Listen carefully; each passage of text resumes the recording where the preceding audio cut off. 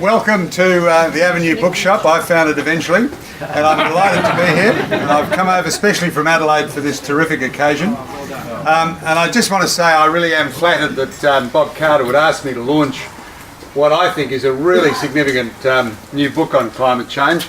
I have developed a very high regard for Bob in the years that I've known him, and I got to know him when we were in government.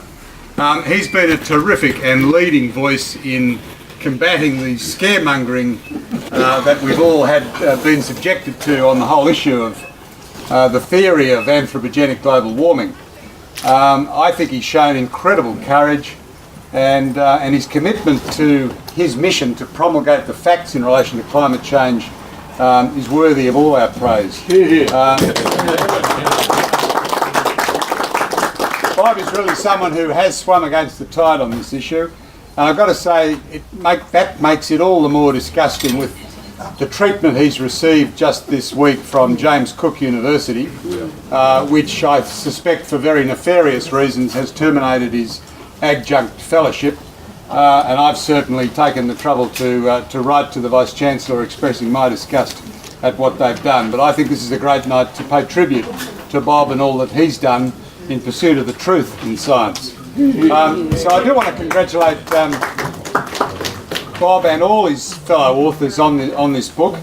I do especially want to congratulate John Spooner on his terrific illustrations, and I point you particularly to the introduction that he's written to the book, which is a great summary of the state of the science on this case, and his perspective as a good skeptic.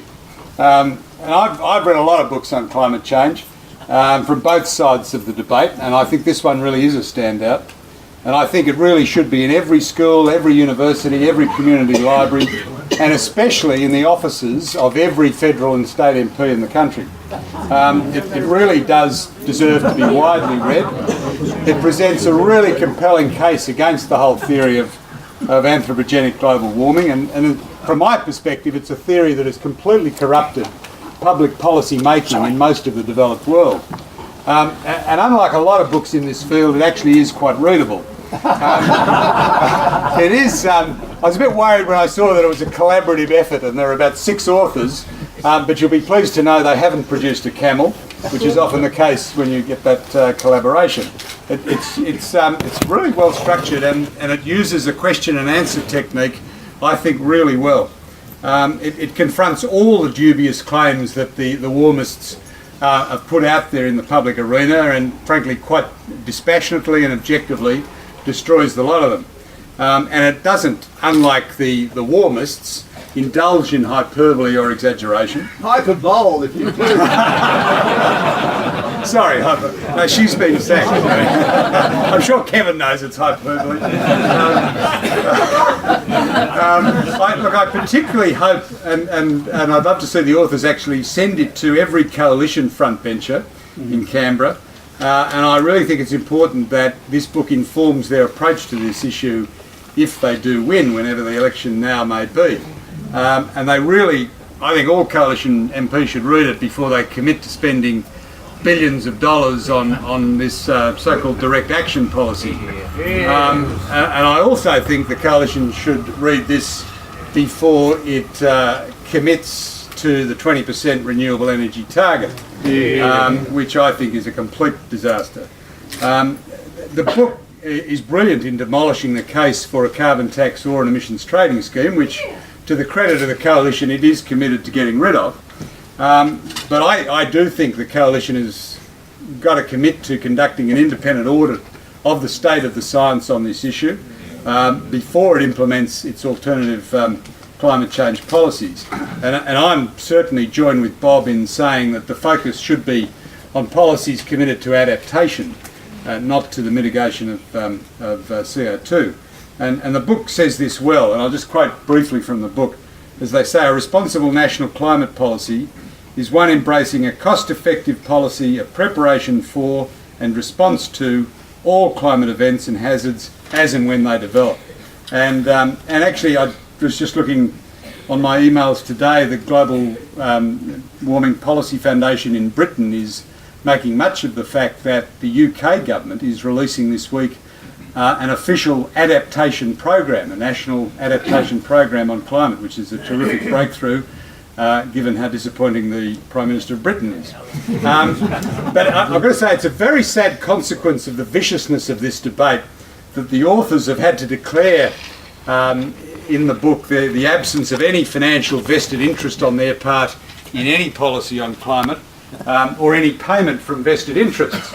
And of course, one of the lowest forms of attack from our friends, the true believers, on us sceptics, is to accuse us of being in the pocket of big oil or big coal or some other evil conspiracy. And of course, I confronted this perversion when I did something that 18 months ago most of you have probably never done, and that's spend a month travelling around the world with one of those true believers. Miss Anna Rose, or should I say, now married to the founder of GetUp and the ACT's Senate candidate. And it was a pretty tough gig, you know, as a white, ageing old male up against an attractive, young, articulate woman.